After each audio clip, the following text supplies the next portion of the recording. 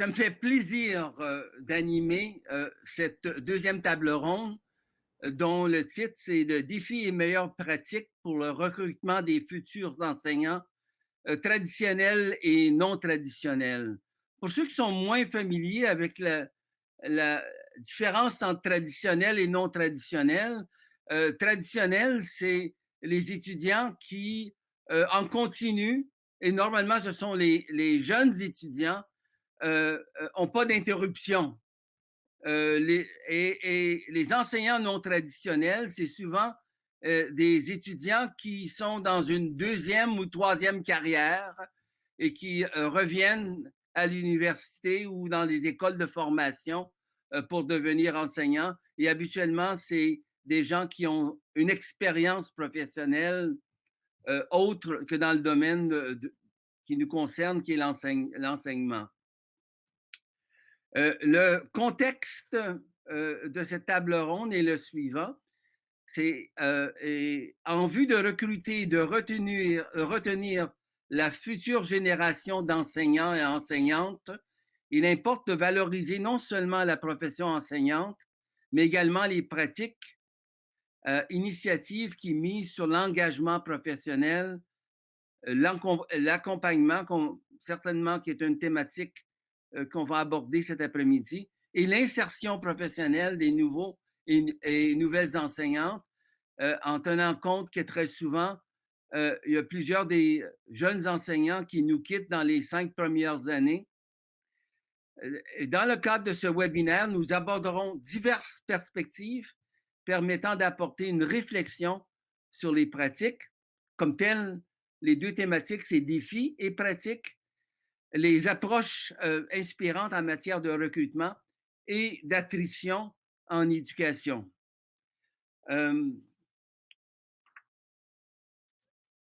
Nous avons 4 interlocuteurs ou 4 invités.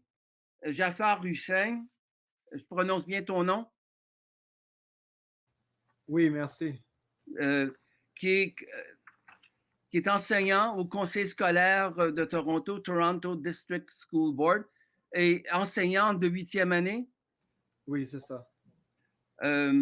Marc-André Plouffe, que je connais très bien, qui est de la même université que moi, qui est comme tel gestionnaire et en éducation et directeur du bureau de sensibilisation. Il va certainement, c'est un nouveau bureau, il va certainement nous décrire ce bureau et son rôle.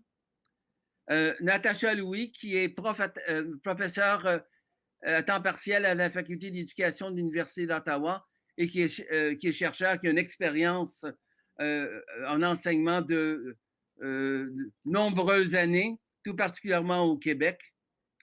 Et Adam Smith. Smith, c'est Adam ou Adam? Hein? Adam, ça marche, c'est bon. Adam? Oui. Smith, qui est directeur du département des langues au conseil scolaire Waterloo Regional District School Board. Je vous propose l'architecture suivante pour le. On a 2 questions. Quels sont les défis? Deuxième question, quelles sont les pratiques inspirantes? Et une thématique sur l'accompagnement, intégration des enseignants, qui certainement notre interlocuteur va être Jafar, qui a participé à un projet de recherche ou qui participe encore à un projet de recherche. On a 1 heure, défi 20 minutes, les pratiques inspirantes 20 minutes et l'accompagnement, l'intégration des enseignants à la profession, une vingtaine de minutes. Ça vous va? Ça canevas? Et la formule va être différente que la première table ronde. C'est que quels sont les défis? Chacun va avoir l'occasion de prendre parole. Une vingtaine de minutes. Quelles sont les pratiques? Une vingtaine de minutes. Et puis, l'accompagnement, une vingtaine de minutes. Donc, je donne la parole pour commencer à Marc-André. Merci beaucoup, Raymond. Donc, bonjour tout le monde. Je m'appelle Marc-André Plouffe. Je suis gestionnaire du bureau de sensibilisation à l'Université d'Ottawa. Dans le passé, j'ai travaillé surtout en recrutement au niveau canadien et américain. le bureau de sensibilisation a été créé pour pouvoir travailler sur la sensibilisation, donc le outreach, toute la portion qui vient avant le recrutement. La raison de la création de ce bureau, comme Raymond disait tantôt, c'est tout récent, c'est pour avoir une approche qui est beaucoup plus globale, beaucoup plus institutionnelle et pour pouvoir être plus cohérent comme institution à l'Université d'Ottawa. Donc, moi, je travaille en recrutement. Je vais surtout parler du recrutement d'étudiants traditionnels, du profil traditionnel. À mon avis, il y a vraiment 4 éléments principaux qui occupent les défis présentement dans le recrutement d'enseignants ou, dans mon cas, de recrutement d'étudiants qui vont choisir de faire la formation à l'enseignement. La première chose, c'est l'attrait de la profession. Puis ça, je pense que pas mal tout le monde le sait.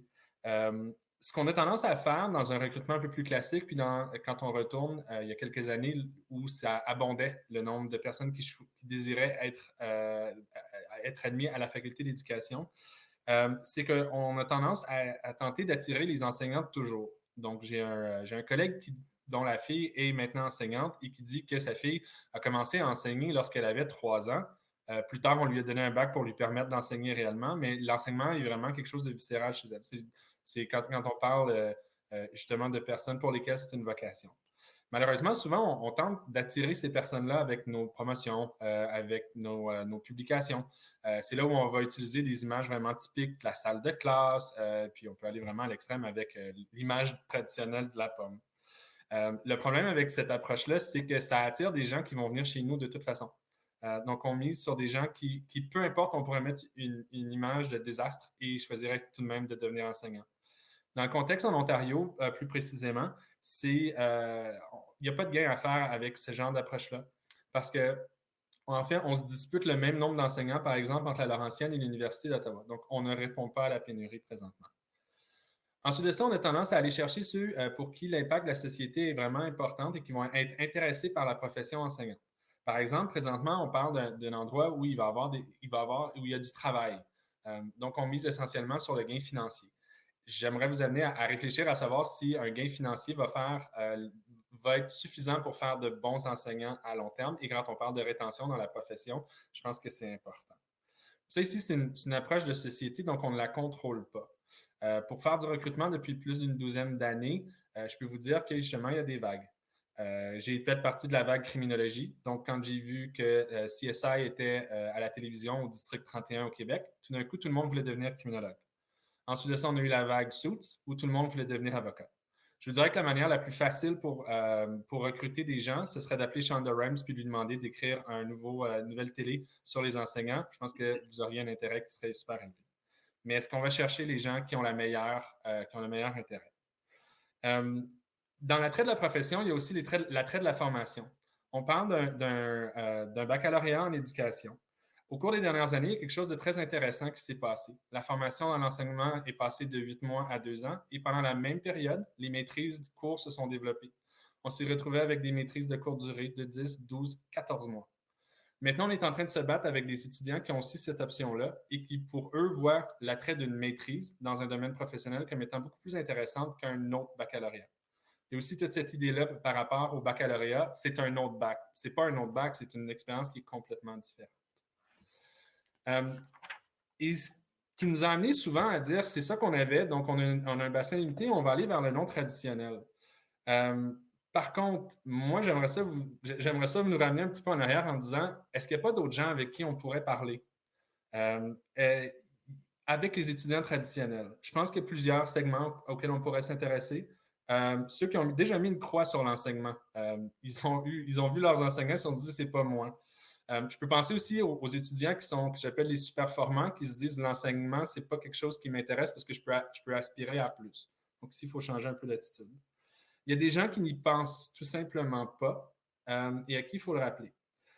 Il va falloir faire du démarchage ici. Et quand je parle avec des étudiants du bac, souvent, ils ne pensent même pas à l'enseignement. Pourtant, on leur envoyait un paquet de communication, mais vous ne serez pas surpris d'apprendre qu'ils ne les lisent pas tout le temps. Donc, ils sont contraints à être exposés à des tentatives de recrutement dans un paquet de professions. Même à l'intérieur d'une université, des fois, on va se battre pour les mêmes élèves, pour les mêmes étudiants. Mais surtout, si on veut aller chercher leur intérêt pour valoriser la profession, on est en compétition avec les médias sociaux. Ils n'ont pas plus de temps. Donc, on est en compétition avec des gens qui ont des canaux YouTube ou qui sont sur Instagram et qui font des démos à longueur de journée puis qui visent à chercher leur attention. Donc, c'est extrêmement difficile pour nous d'aller les chercher.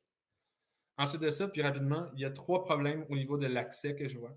Tout d'abord, on se rend compte que les étudiants qui finissent par être intéressés par la profession enseignante en 4e année de bac n'ont pas les préalables nécessaires, surtout à l'intermédiaire, pour enseigner à l'intermédiaire supérieur. Ces étudiants-là avaient techniquement la place dans leur bac pour faire une mineure, par exemple, pour prendre des cours au choix, mais il est trop tard. Ensuite de ça, il y a tout le profil d'expérience qu'on demande. C'est des étudiants qui sont déjà surchargés, à qui on demande en plus d'être impliqués, de faire du bénévolat, par exemple, et pour pouvoir être admis. Ils ont déjà pas le temps. Puis si je compare avec l'attrait d'une maîtrise qui ne demande pas d'expérience, bien, ça devient beaucoup plus facile. Puis finalement, il y a le test de compétences linguistiques qu'ils doivent réussir où on ne leur dit pas vraiment quoi faire auparavant. L'attitude dans les universités, je pense à plusieurs égards, à cause de la quantité de demandes qu'on a, toujours été « fais demande et on te dira ensuite ». Donc, on ne s'aide pas dans cette démarche-là lorsqu'on essaie de recruter des gens, mais on leur impose plusieurs risques. Ça se peut que tu n'aies pas les préalables. Ça se peut que tu ne passes pas l'examen de compétences linguistiques. Ça se peut que tu n'aies pas non plus l'expérience. Donc, ça, on va te le dire plus tard. On ne travaille pas vraiment en amont à les préparer à rencontrer nos exigences. Merci, Marc-André. Je retiens juste une idée partagée. C'est étonnant le nombre d'étudiants qui vivent un échec au test de compétences linguistiques.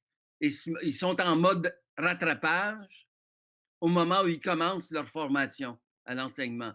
C'est décourageant. Je donne la parole à Adam. Son expérience par rapport au défi du recrutement. La parole est à toi, Adam. Bien sûr. Bonjour tout le monde, bienvenue.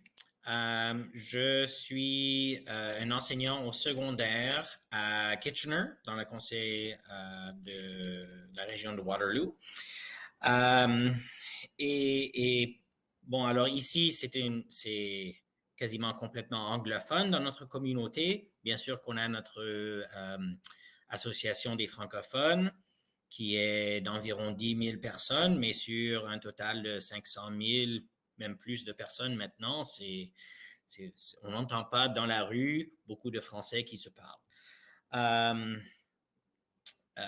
Donc, en plus de notre défi régional, je suis membre de l'Association canadienne des professionnels de l'immersion et eux, ils ont fait une consultation pan-canadienne nommant 3 défis principaux qui mènent à des difficultés en enseignement de l'immersion en particulier, mais le FLS en général.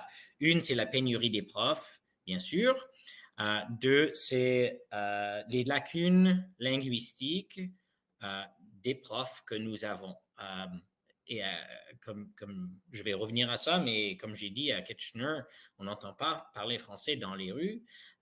Donc, c'est difficile de maintenir bien ou de plus améliorer son français si on reste en ville. Et la 3e, c'est le manque de ressources qui sont faites pour l'immersion. Soit on a un texte qui est traduit de l'anglais en français, qui est donc à un niveau linguistique trop difficile, ou bien on prend un texte disons, pour les élèves 2 ans plus jeunes, qui est traduit, donc c'est à leur niveau linguistique, mais en tant que matériel ou thématique, c'est pas un bon fit. Donc, globalement, ce sont les défis. Ce que je vois en salle de classe, j'enseigne dans le programme d'immersion à notre école, j'enseigne les affaires en 9e année et en 11e année, et puis le français, langue et culture, 12e année. Donc, ce que je vois là, c'est le défi, premièrement, c'est peut-être comme, je ne sais pas en français si on a cette expression, mais en anglais, on a l'expression « I teach students first and then my subject », n'est-ce pas? Et donc, de la même façon, je crois que notre rôle comme enseignant, c'est d'inspirer les élèves, premièrement, dans notre matière et deuxièmement, d'enseigner le curriculum. Le rôle du système éducatif, c'est qu'on forme l'avenir de notre pays. Et le système oublie parfois son rôle, ou souvent peut-être même, et ça se concentre sur les détails trop, et pas sur le global. Donc, inspirer, c'est le défi que je me donne et que je donne aux membres de mon département. Et c'est un défi dans une région uniquement anglophone. Donc, je ne veux pas arriver aux pratiques inspirantes. Je vais rester sur le problématique pour l'instant et je vais revenir aux solutions après. De plus, les élèves, ils sont bombardés de marketing, de messages sur les médias sociaux. Dans le passé, alors comme prof d'affaires, dans le passé, je sais qu'il y avait la règle de marketing, la règle des 7. Il faut entendre une publicité ou un message publicitaire 7 fois pour être avant de considérer acheter le produit. Dans le monde numérique, avec les médias sociaux, c'est beaucoup plus que 7 fois que quelqu'un doit entendre un message avant d'être convaincu par cela. Donc, dans toutes nos classes, même depuis la 9e année, on répète et on répète et on répète. Si vous voulez un emploi quasiment garanti, devenez un prof de français, vous pouvez travailler n'importe où au pays que vous voulez. On fait ça de plusieurs manières. On leur montre, je sais que l'Ordre des enseignants, au mois de mars environ, chaque année, ils publient des statistiques sur combien de nouveaux enseignants décrochent des emplois tout de suite. Et on fait le pourcentage pour les anglophones, pour les enseignants d'FLS, les enseignants dans le système francophone, langue première. Et depuis 2007, quand je suis devenu enseignant, ça a toujours été plus favorable pour ceux qui parlent français. Donc, statistiques, ça, je leur montre. L'Ordre des enseignants, ça publie ça en français aussi, donc c'est complètement... je ne dois même pas traduire, rien comme ça. Ce qui est un des problèmes, c'est que comme enseignant, puisqu'on n'a pas assez de ressources faites pour l'immersion, on dépense beaucoup de temps, on passe beaucoup de temps à traduire des articles anglophones qu'on trouve, à créer des ressources nous-mêmes. Donc, c'est à portée de main, cette ressource. En plus, un autre problème en tant que ressource, c'est, je ne sais pas comment dire ça en français, là, mais comme un musée, on est chargé de curate tous les œuvres d'art et les expositions. Donc, de regarder tout ce qui est offert à nous en tant que matériel et de pouvoir bien choisir ce qui marcherait le meilleur.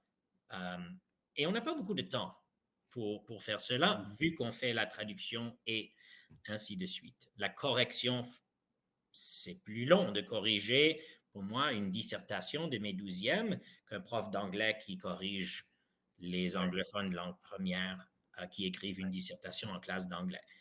Donc, on lutte pour le temps. C'est un défi. Voilà. Attends, est-ce que tu peux revenir après? J'ai une question quand même avant de commentaire. Quel est le pourcentage d'étudiants dans ton conseil scolaire qui est en immersion?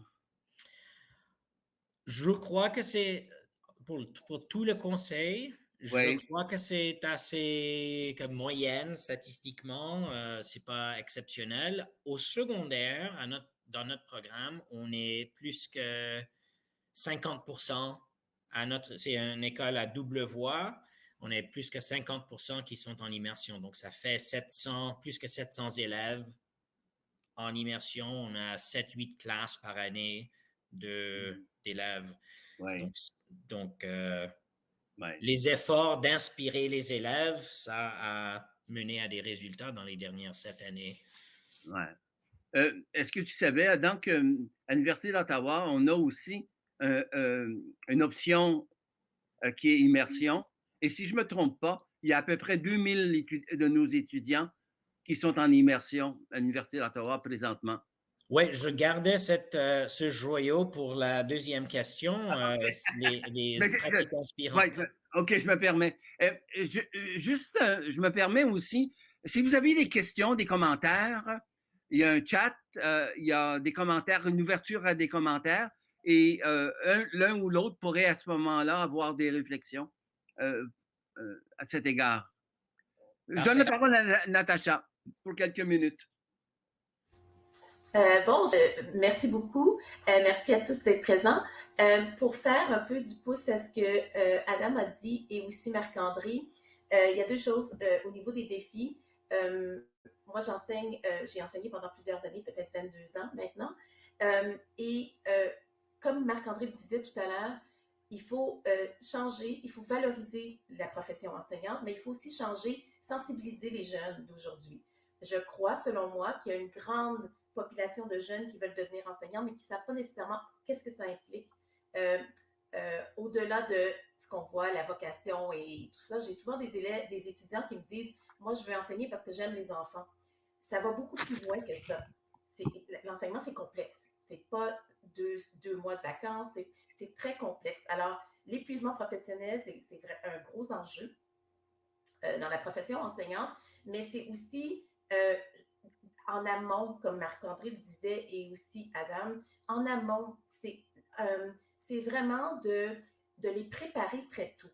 Moi, je suis spécialisée en didactique des sciences et technologies et j'ai eu la chance depuis 2 ans d'enseigner un cours d'introduction à l'enseignement, mais aussi relations pédagogiques qui est ouvert à la faculté ça est donné à la faculté d'éducation, mais qui est ouvert à plusieurs étudiants dans différentes disciplines.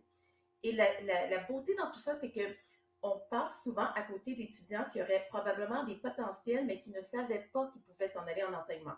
Je pense entre autres aux étudiants en bac en sciences médicales, en biomédicales. Je pense aux étudiants en sciences qui seraient des bons tuteurs, qui seraient des bons enseignants et qui ne pensent pas nécessairement à cette profession-là parce qu'on les oublie souvent. Donc, d'aller plus loin, de changer le profil, comme Marc-André le disait tout à l'heure, d'essayer d'aller chercher des étudiants qui ne pensaient pas justement qu'ils avaient les habiletés pour le faire et de commencer plus tôt à les inspirer, comme ce l'est présentement, d'aller les chercher plus tôt quand ils sont ouverts à beaucoup de possibilités et non trop tard. Je trouve qu'on fait cette sensibilisation un petit peu trop tard parce que souvent, il y en a plusieurs qui viennent me voir et me disent si j'avais su, c'était trop tard. Et il y a aussi un autre aspect qui est très intéressant, c'est que de plus en plus, dans toutes les compagnies, qu'on pense à IBM ou peu importe, on va chercher de plus en plus, la société investit beaucoup dans le développement des compétences. Enseigner, c'est ça. Enseigner, c'est aider un individu, c'est une relation d'aide à développer des compétences, que ce soit disciplinaire, que ce soit transversal, que ce soit des compétences du 21e siècle, technopédagogie, peu importe, mais d'ouvrir cet aspect-là parce que les jeunes ne le voient pas, ça. Et dans notre discours, on devrait avoir un discours beaucoup plus large de qu'est-ce que le discours qu'on a présentement, qui est un discours dans une école primaire, secondaire. C'est au-delà de ça, l'enseignement. C'est vraiment une relation d'aide, c'est une relation de développement de compétences et de développement de connaissances aussi. Donc, autant pour l'enseignant que pour l'élève. Donc, d'inspirer les jeunes à vouloir travailler avec d'autres personnes, à développer, à co-construire, en fait. C'est du co-développement aussi, plus que juste aider quelqu'un à se développer. C'est aussi, l'enseignant se développe aussi à travers sa carrière, finalement, avec les élèves. Donc, au niveau des défis, je vois vraiment de sensibiliser, de changer le discours, d'aller chercher ailleurs, d'essayer de voir d'autres profils. Parce qu'il y en a qui nous échappent, finalement. Alors. Merci, Natacha. Je me demande, Jafar, est-ce que tu veux t'intéresser au niveau des défis aussi ou Oui, juste au niveau de l'accompagnement? j'aimerais juste ajouter quelque chose par rapport au défi parce que même en 8e année, là, et moi je le vois différemment parce que je suis sur le terrain, disons.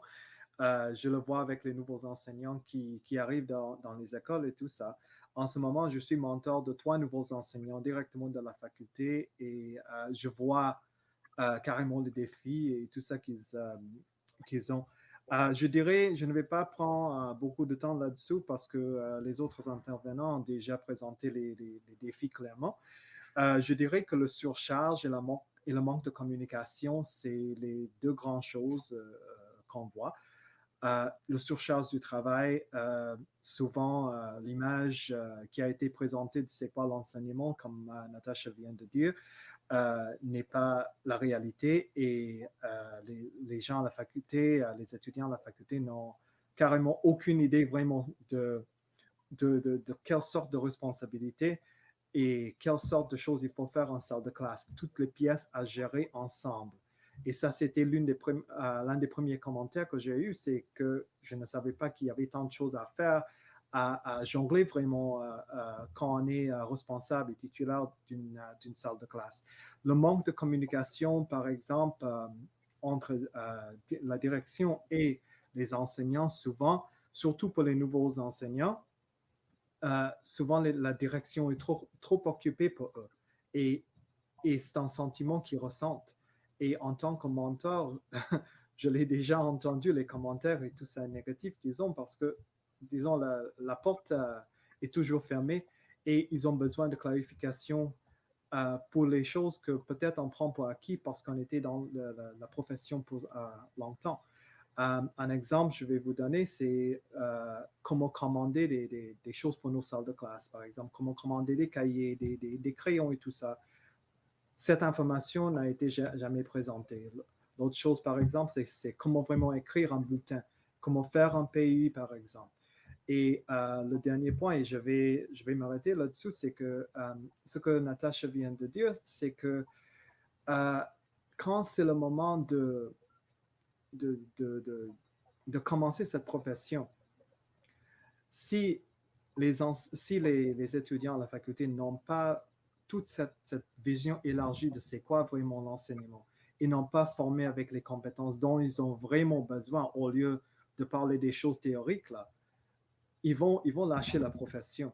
Et j'ai déjà un enseignant il est venu il y a quelques jours, il m'a dit carrément, je crois que peut-être l'enseignement, c'est pas pour moi. Donc déjà, il considère ça, il vient de commencer sa carrière. Oui. Merci, Jafar. C'est fort intéressant parce que ça me fait penser à une métaphore, c'est qu'un enseignant porte plusieurs chapeaux dans son travail. Un enseignant et une enseignante, n'est-ce pas? Justement. OK, on apporte, oui. Comme deuxième thème, les pratiques inspirantes, que ce soit en termes de recrutement, en termes de profil d'enseignants qu'on recherche et en termes de programme. Marc-André, je te donne la parole. Merci, Raymond. Pour vous, j'ai quelques points de réflexion sur ce qu'on pourrait faire et des choses qui sont déjà mises en place à la Faculté d'éducation et à l'Université d'Ottawa, puis des réflexions qui vont nous guider dans le futur.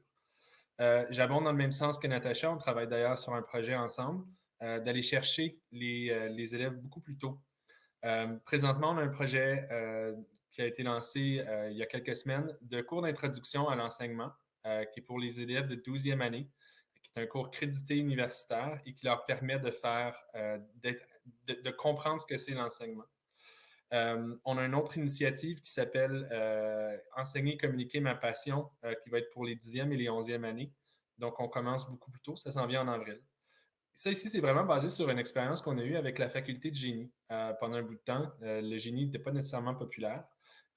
Et des études nous ont montré que pour pouvoir intéresser des gens au génie, il fallait commencer beaucoup plus tôt que la 11 ou la 12e année. On a donc des initiatives maintenant qui partent de la maternelle et qui vont jusqu'à la 12e année. Et dans le cas du génie, je pense qu'on avait commencé autour de la 8e. Donc, ça vous démontre comment il faut aller beaucoup plus tôt parce que, pour revenir un peu sur ce qu'Adam disait, c'est plus nécessaire. Comme cette fois, c'est pas assez pour pouvoir passer un message. L'autre chose qu'on apprend de manière très générale en sensibilisation, c'est qu'on ne peut plus se permettre de rajouter des initiatives supplémentaires pour tenter d'aller joindre les gens. Il faut trouver une manière de s'insérer dans ce qu'ils font déjà. Donc, par exemple, dans le cas ici de nos cours, on s'en va chercher on s'insère dans les salles de classe en travaillant avec des enseignants. Au niveau de la consommation de médias sociaux, c'est clair qu'il faut être là. Souvent, d'un point de vue institutionnel, quand il y a un nouveau réseau social qui émergeait, on se disait, on va attendre de voir si ça vaut la peine ou non. Ça vaut toujours la peine. Parce que je suis certain que des collègues, tout comme moi, on s'est dit, si on n'avait pas douté de ce que c'était pour être Instagram quand on a commencé à en entendre parler, on aurait probablement développé une expertise et on aurait été parmi les pionniers. Donc ça, il faut aller contre notre instinct institutionnel de se dire on va voir avant d'aller dessus. Parce que la clé est vraiment d'aller les voir partout où ils sont. On le prend souvent d'un point de vue avec beaucoup de silos. Puis moi, c'est un peu le contraire. Souvent, on a des foires, par exemple, dans des écoles secondaires. Quand je parle avec mes collègues, par exemple, de la médecine, du droit, de l'éducation, des études supérieures, souvent, on répond, ben, c'est pas vraiment mon endroit, là, c'est vraiment plus pour le recrutement premier cycle. Au contraire, il faut pouvoir être là pour pouvoir les rencontrer plus tôt. Une manière de bonne pratique pour moi d'aller chercher justement un marché qui est un peu atypique, c'est justement, moi, j'aime beaucoup miser sur ceux qui ne sont pas intéressés parce que c'est là où la croissance est intéressante. Et c'est essentiel de comprendre leurs intérêts et puis même, je vous dirais de manière peut-être avec un clin d'œil, de les exploiter. Pour les deux initiatives dont je vous ai parlé, c'est exactement ce qu'on fait. Au niveau de la 12e année, avec notre cours crédité, évidemment, on est allé chercher des élèves qui sont intéressés par l'éducation. On est allé aussi chercher ceux qui sont intéressés à déjà avoir 3 crédits universitaires, puis le cours pourrait parler d'à peu près n'importe quoi, ils le prendraient. Donc, pour ceux-là, qui sont, encore une fois, ceux que j'appelle les super-formants, on va détourner un peu leur intérêt premier qui est d'aller chercher des crédits pour leur démontrer que l'enseignement, c'est peut-être une occasion pour eux. Au niveau des 10e et des 11e années, dans enseigner et communiquer ma passion, on va chercher ceux qui sont intéressés par les médias sociaux, par ceux qui voudraient devenir influenceurs. Ce qu'on veut faire, c'est leur démontrer qu'enseigner, c'est aussi influencer, comme Natacha disait, c'est co-apprendre. J'ai bien aimé quand Adam a mentionné les statistiques de l'Ordre des enseignants. Moi, je vous inviterais à éviter de toujours miser sur l'argumentaire. Le rationnel a ses limites. Il faut comprendre des aspirations qui sont beaucoup plus émotionnelles. Si les statistiques et si le rationnel était si efficace que ça, tout le monde aurait un haut niveau d'épargne, personne n'aurait de dette et l'obésité n'existerait pas où est-ce qu'on est. Donc, c'est pour vous montrer que c'est même si on a un message qu'on entend pendant toute notre vie, il y a ses limites aussi. C'est toujours bon. Moi, j'adore utiliser le rationnel pour appuyer ce qui est beaucoup plus émotionnel. Comme je disais tantôt, il faut les aider à rencontrer nos exigences. Il faut beaucoup plus d'appui, qui va peut-être avec la troisième portion. Il faut aller à leur rencontre et il faut trouver une manière d'être disponible le plus souvent possible. Il faut souvent arrêter de penser comme une grande boîte puis de penser aux jeunes en termes de relations humaines un à un. La publicité de masse a aussi ses limites. Moi, quand j'ai commencé en recrutement, j'étais responsable du recrutement des élèves de 5e secondaire au Québec pour l'Université d'Ottawa. C'est une très petite portion d'élèves qui choisissent de venir chez nous. Après 2 ans dans mon poste où je faisais vraiment une approche de masse dans le recrutement, je me suis mis à changer ma perspective et je me suis mis à être le chasseur de tête. Donc, dans mes rencontres, j'essayais de trouver dans les écoles qui était la meilleure personne, par exemple, pour venir, qui était le bon élève. Puis, je pense que c'est peut-être une approche à avoir et d'arrêter de faire un peu trop de masse. Des fois, on a aussi, je pense, une approche très, très, très sophistiquée, très informatisée, très segmentée, puis à faire des choses qui sont aussi pointues que ça. On oublie vraiment l'essentiel que les gens avec qui on interagit, ce sont des humains et on les traite comme étant un segment, justement, plutôt que de penser à quoi ils aspirent et comment on peut les aider à rencontrer cette aspiration-là. Merci, Marc-André. Parole est à Adam. Merci beaucoup. Alors, parlons de pratiques inspirantes. beaucoup plus inspirant que les statistiques que j'avais mentionnées avant et auxquelles Marc-André a fait référence. Ce que moi je souligne dans mes salles de classe au premier plan, c'est que les élèves devraient choisir un programme universitaire ou collégial ou n'importe quoi, une carrière qui leur en passionne, premièrement. Ça, c'est enseignant les affaires, je comprends et les élèves comprennent que, bon, certains vont adorer les affaires et d'autres, pour eux, ça va être la fermeture de la porte sur les affaires. J'ai essayé ça, ça ne m'intéresse pas, je passe en histoire ou quelque chose d'autre. Du côté argumentaire, j'ajoute à ça que, bon, vous auriez beaucoup plus de possibilités d'emploi si vous étudiez aussi le français, comme double degré, comme mineur, dans un programme d'immersion comme à Ottawa. Et ça jumelle en fait cette idée de passion et d'émotion avec la pragmatique, si on veut. Et c'est la pragmatique que les parents poussent sur eux, c'est sûr, et que la société pousse sur eux éventuellement. Et ce que ça leur donne, c'est une rassurance. Parce que les élèves cherchent de la certitude dans leur vie en général. Ils cherchent à identifier ils cherchent leur propre identité. Ils cherchent ce qu'ils veulent faire comme carrière, qui ils veulent être comme personne. Et donc, s'il y a un élément de certitude que, bon, si je passe dans cette direction universitaire, par exemple, je peux étudier ce que je pense m'intéresse et j'ai une certitude qu'il y aura des emplois à la fin de mon chemin. Pas tous les élèves vont répondre à cela, bien sûr, mais ça leur donnerait une assurance. L'autre élément, en tant que pratique inspirante, c'est de donner aux élèves des expériences authentiques en salle de classe. Et il faut être vraiment ingénieux. Comme j'ai dit, Kitchener, c'est très anglophone ici. Mais les élèves manquent de confiance en soi généralement au secondaire, mais ils manquent de confiance dans leurs compétences en français. Ils disent souvent et ils ressentent souvent que oui, je peux parler immersion, mes amis peuvent me comprendre, mais les francophones, je doute fort qu'ils puissent nous comprendre. Donc, il faut qu'on leur donne des situations authentiques où ils peuvent voir, en fin de compte, que ah oui, en fait, je parle français assez bien que les francophones peuvent même me comprendre. Donc, dans notre communauté, on est chanceux d'avoir beaucoup d'entreprises de haute technologie et notre école est située au centre-ville. Donc, on peut, par exemple, on fait une excursion à pied à D2L, qui fait toute la plateforme numérique Brightspace pour l'éducation. Donc, on fait une tour de l'entreprise, on se connecte avec les francophones qui travaillent là-bas et ils nous expliquent ce qu'ils font. Et voilà, ça se passe tout en français. Des concours, comme on a été participant aux Olympiades de Glendon en 2017, il me semble.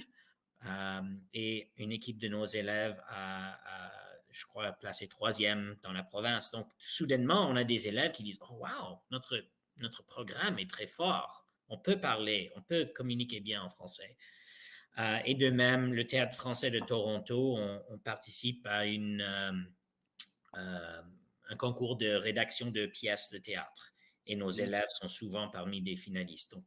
Donc lentement, un concours à la fois, les élèves comprennent que eux et que notre programme, c'est un programme où ils peuvent effectivement communiquer avec des francophones. Bien sûr, dans le passé, avant la COVID, on faisait des échanges en France, en Suisse, mais pour l'instant, cela n'est pas possible et c'est vraiment cela qui fait tomber en amour beaucoup d'élèves de la langue et la culture, les cultures francophones parce que c'est là où, pour la première fois, ils font la vraie immersion et pas l'immersion en salle de classe. Donc, tout cela, ça aide les élèves à voir que le français, c'est plus que, je ne sais pas, écrire une thèse de grammaire ou faire un projet, mais c'est vivre. Et c'est ça le défi comme enseignant, et voilà la solution pour cela. Donc, il faut vraiment puiser et chercher des opportunités de les faire vivre en français. On visite la Pointe-Pelée, c'est un parc national, donc on sait que tout le staff là-bas doit être bilingue. Donc, on passe des programmes là-bas en français avec nos cours de géographie. Donc, c'est une excursion superbe que nous faisons et qui intègre les élèves en 9e année. Donc, tout cela, tout ce qu'on peut faire pour cela. Virtuellement, Ottawa, comme je disais tout à l'heure, vient dans nos cours tous les semestres dans la classe de français, 11e et 12e année. Ils viennent présenter leur programme d'immersion à l'université aussi. Donc ça, c'est une belle opportunité pour les élèves de voir quelles opportunités qu'ils ont liées au français. J'ai pris l'initiative d'organiser cela dans notre département et dans nos cours au lieu de laisser ça aux conseillers de l'école à organiser ça pour les élèves pour 2 raisons. Une, bon, on atteint tous les élèves de cette façon. Et 2, on est quand même dans un conseil scolaire anglophone. Donc, la mentalité, la façon de penser et de planifier, c'est envers des pistes et des voies anglophones. Donc, je ne veux pas que les possibilités francophones tombent de côté. Donc, alors, on a pris ça sur nos épaules et on fait ça pendant nos cours. Et bien sûr, c'est en français, donc ça respecte les attentes du curriculum en même temps. Une dernière chose que nous faisons, c'est qu'on a, parmi nos cours en immersion, on a commencé un cours de coop. Alors, dans l'éducation coopérative, les élèves ont la possibilité d'aller enseigner le français dans les écoles élémentaires de l'immersion de notre communauté. Donc, ils ont une expérience personnelle avec l'enseignement, en travaillant avec les petits, en les enseignant en français et le français aussi. Donc, ça inspire beaucoup d'élèves à devenir prof et ça confirme la carrière qu'ils considéraient avant. C'est maintenant confirmé que oui, j'aimerais faire ça. Et donc, ils ne doivent pas aller à l'université et certains élèves arrivent là et disent « Ah non, en fait, je ne voulais pas faire ça, j'avais tort. » Donc, ça confirme cela pour eux.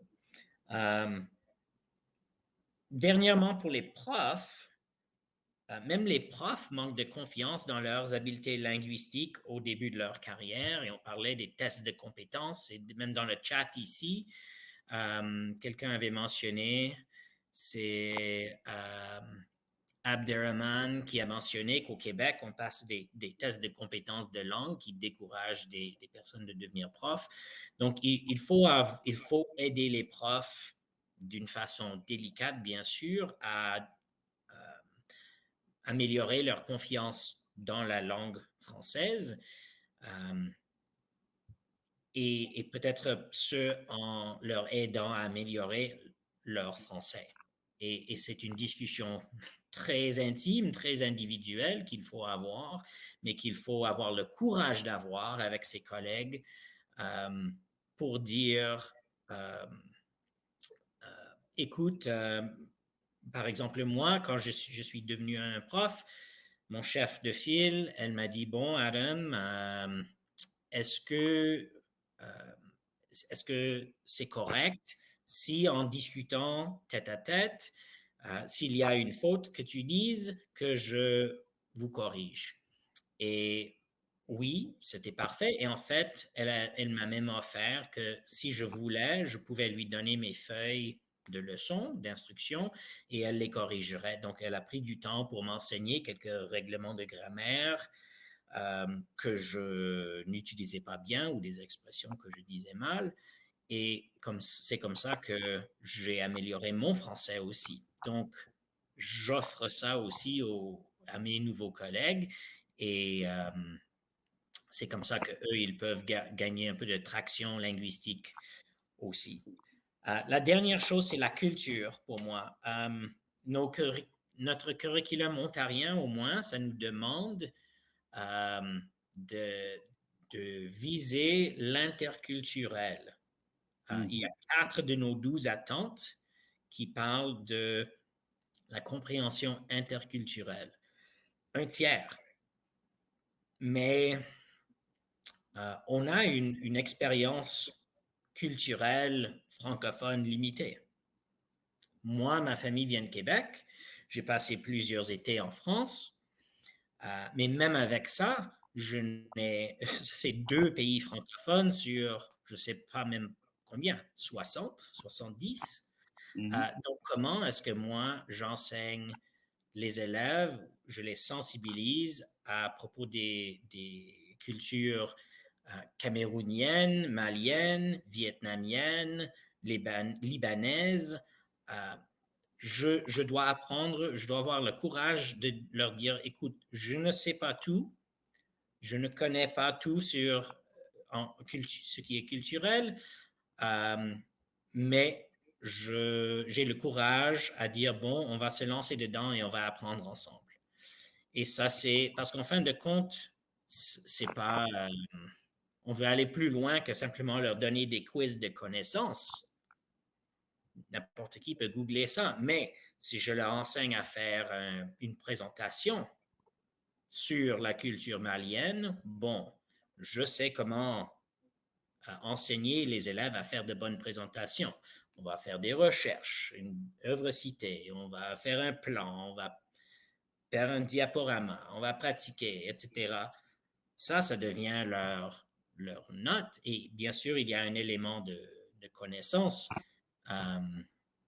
Mais je n'ai pas peur de dire, bon, je ne suis pas sûr si ça c'est une vérité culturelle libanaise et je dois être d'accord sur cela ou bien aller faire beaucoup de recherches à la fin de la présentation pour voir si tous les faits sont vrais. Donc, il faut que nous changions notre perspective comme prof pour se lancer dedans, parce que ça serait impossible d'enseigner les cultures d'expression francophone si on a peur nous-mêmes. Donc, voilà, dans mon expérience, les pratiques qui ont vraiment marché et qui ont porté des fruits en salle de classe pour inspirer les élèves à continuer en français. Merci. Dans ce que je retiens de ta présentation, c'est que l'enseignement doit être communautaire. It's beyond the classroom. C'est ça, c'est ça. Donc, quand on a les opportunités de faire des excursions, d'avoir des invités, de faire n'importe quoi, les 12e années, on déménage à Paris. Ça, c'est notre projet pour un tiers du cours. Donc, ils louent des appartements à Paris, ils vont sur un site web d'immobilier, on fait comme un House Hunters International et puis ils choisissent leur appartement. Puis on utilise un Google Maps ils me donnent un tour guidé de leur quartier. Tout ce qu'on peut faire pour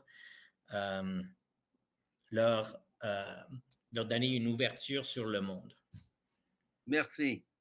Natacha, tu aimerais ajouter des expériences inspirantes? Rapidement, pour faire du pouce à ce que Marc-André Adam a dit, enseigner, c'est inspirer, mais c'est aussi créer. Je leur dis toujours, un enseignant, c'est quelqu'un de créatif. Parce que pour aller inspirer tes élèves, tu dois leur inciter à la créativité, tu dois innover tous les jours, tu dois sortir des chantiers battus Et comme le disait Jafar tout à l'heure, oui, c'est un métier complexe, mais sur ce sur quoi je mise énormément, je pense que c'est une pratique gagnante et ils s'en souviennent, c'est que de jouer sur les forces du métier, de la profession, c'est-à-dire que c'est une profession portable, c'est une profession qui peut être un deuxième métier. Puis il ne faut pas oublier qu'on fait affaire avec une génération qui va avoir plusieurs emplois plutôt qu'un seulement. Donc, c'est au niveau de la pérennité de la profession enseignante. Ça ne sera pas juste un enseignant nécessairement à 100%. Puis, c'est pas obligé de l'être non plus. Donc, d'ouvrir sur qu'est-ce que la profession enseignante, être enseignant peut ressembler. C'est pas nécessairement 150, 100% tous les jours. Tu peux faire de l'enseignement à temps partiel, tu peux faire... Alors, de jouer sur la diversité et sur les forces que peut apporter ce métier.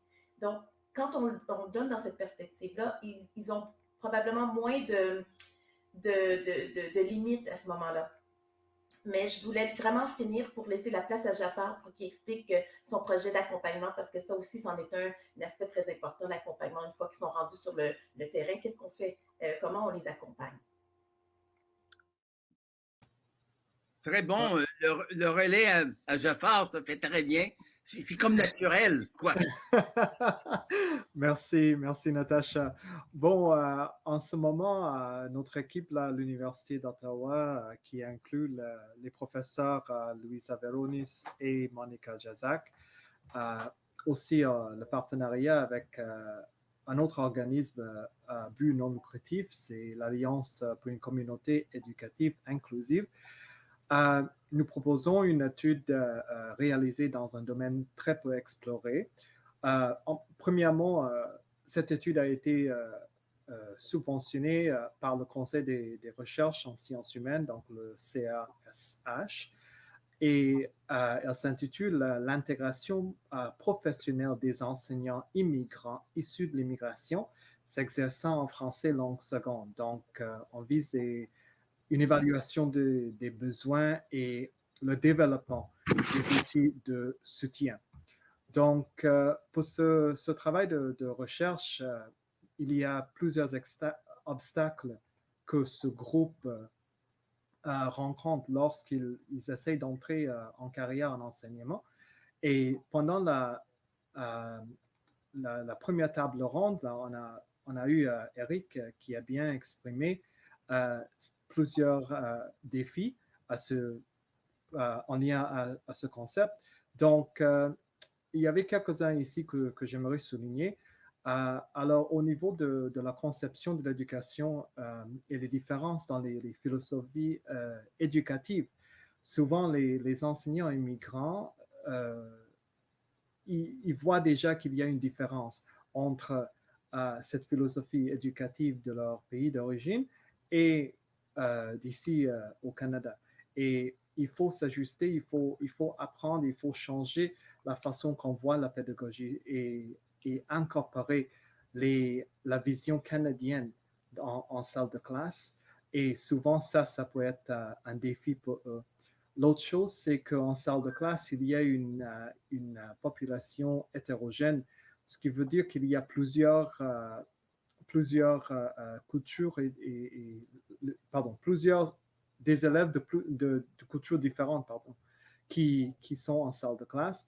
Donc, s'adapter à une pédagogie qui est culturellement diversifiée, basée sur l'équité et l'inclusivité, c'est aussi un autre niveau de complexité. L'autre chose que j'aimerais souligner, c'est au niveau des obstacles rencontrés, c'est la communication avec des acteurs clés dans la communauté scolaire. Donc, les parents, l'administration, les collègues, les élèves, etc. Parce que la maîtrise de l'anglais, souvent, n'est pas là. Donc, la façon de communiquer, ça peut aussi poser un défi. Et de mon propre expérience, j'ai déjà vu les mécompréhensions qui peuvent arriver lorsque la maîtrise de l'anglais n'est pas là et en essayant de communiquer avec la direction qui est plutôt anglophone. Donc, je parle carrément des enseignants immigrants qui travaillent au milieu de français langue seconde. Donc, ils sont entourés d'anglais, la direction est souvent anglophone, le conseil scolaire est anglophone pour pour les élèves. Souvent, le français, c'est en deuxième ou troisième langue. Donc, savoir communiquer en anglais, qui est la langue qu'on a choisie de toutes les affaires, même les bulletins sont écrits en anglais, souvent, ça peut poser un grand défi. Donc, l'information qu'on va essayer de recueillir au cours de cette étude va nous aider à documenter ces défis que ce groupe rencontre. Et non seulement cela, après avoir fait les analyses, on vise le développement des outils qui sont pertinents, des outils qu'ils peuvent utiliser en salle de classe, surtout pour faciliter leur intégration professionnelle sur plusieurs axes. Donc, pour un enseignant qui vient de débuter la carrière, surtout dans les conseils anglophones, il y a deux évaluations NTIP. Et ces évaluations-là déterminent s'ils vont rester en carrière ou non. Donc, il faut absolument réussir ces deux évaluations. Et les outils qu'on espère créer et présenter à eux va les aider on espère de réussir ces évaluations et rester longtemps en carrière d'enseignement. Il y a une dernière chose que j'aimerais présenter, c'est que cet effet de burn-out, de décrochage. On a parlé de ça au début de cette table ronde, c'est que oui, on peut inciter les gens de venir dans la profession, même les enseignants francophones d'ailleurs, de venir entrer dans la profession d'enseignement, mais finalement, est-ce qu'ils vont rester à cause des défis qu'on a déjà mentionnés? Donc, sur cela aussi, on espère que les outils et tout ça qu'on va créer va les aider à rester vraiment et avoir une carrière qui est longue et fructueuse. Merci. Merci beaucoup, Zafar. Il reste 3 minutes. Dernier mot de chacun. Marc-André? Oui, merci Raymond. Je trouve que c'est très, très enrichissant de voir justement toutes les facettes de ce qui se passe. Je suis en train d'écrire dans le chat justement que souvent, c'est de trouver, par exemple, entre l'universitaire et la salle de classe, pour nous, le défi, c'est souvent d'entrer en contact avec les gens dans les salles de classe puis dans les conseils. Souvent, on passe par vos conseillers pédagogiques ou vos conseillers en orientation qui sont déjà débordés. Puis nous, on a une extrêmement grande volonté justement de travailler ensemble pour pouvoir, pour le bien de l'élève. Où il va choisir d'étudier, c'est très, très secondaire pour nous. Mais s'il y a des occasions pour nous d'aller avec vous, ben, ça rend les choses beaucoup plus faciles. J'aime beaucoup plus travailler avec vous que d'acheter de la publicité sur Google. C'est pour ça que je pense que les contacts sont importants, puis les événements comme aujourd'hui le sont aussi beaucoup. Merci. Adam, dernier mot. Merci. Alors, comme j'ai mis dans le chat en réponse à Abderrahman, c'est surtout inspirer les élèves avant de les enseigner en tant que ma priorité et ma mentalité. Et de même, en salle de classe, d'utiliser le français pour pouvoir présenter les cultures d'expression francophone et agir culturellement dans ces cultures. Quant aux profs, c'est la même chose. Et comme Jafar disait, je n'ai pas peur de dire à une nouvelle prof, j'aimerais que tu sois dans mon département. Je t'invite à postuler pour mes postes dans mon département. Et comme ça, ils se sentent valorisés tout de suite que, wow, je suis un nouveau prof, quelqu'un m'a pris sous son aile. Et ça valorise le travail qu'ils ont fait. Donc, surtout sur le plan personnel, comme Marc-André, sur lequel il a mis l'emphase, je n'ai pas peur de recruter, même si je ne suis pas l'administration qui va l'embaucher, je peux dire à l'administration, tiens, c'est un bon prof, le français est assez bon parce que mon administration ne parle pas français. Donc, ils ont besoin d'entendre cet appui et le prof surtout a besoin de cette valorisation. Donc, c'est tout ce qu'on peut faire pour, du point de vue tactique et non stratégique, d'être personnel dans ses, j'aime pas le mot tactique, mais dans son approche. Et c'est ça qui va garder les profs contents et inspirés et motivés à continuer. Merci, Adam. Natacha, dernier mot? Collaboration, collaboration, collaboration. Et aussi développer des mentorats, des mentors à l'intérieur. Ces enseignants-là qui arrivent sur le terrain ont besoin d'être supportés, d'être accompagnés, d'être supportés. C'est un métier complexe, difficile parfois. Donc, quand on se sent supporté, qu'on collabore, ben, ça rend l'insertion et la rétention beaucoup plus facile. Zafar, dernier mot? Je vais échoer les mêmes sentiments que Natacha. Oui, la collaboration, ça prime et définitivement, les enseignants, durant les premières 5 années, ils ont besoin d'être supportés, ils ont besoin d'être valorisés et bien sûr, il faut bâtir des relations avec eux. Merci. Oh, merci beaucoup. Mon dernier mot, pour moi, l'enseignement, c'est d'accompagner. Je suis un guide sur le chemin de la vie. Merci beaucoup à vous tous et puis bonne fin de journée.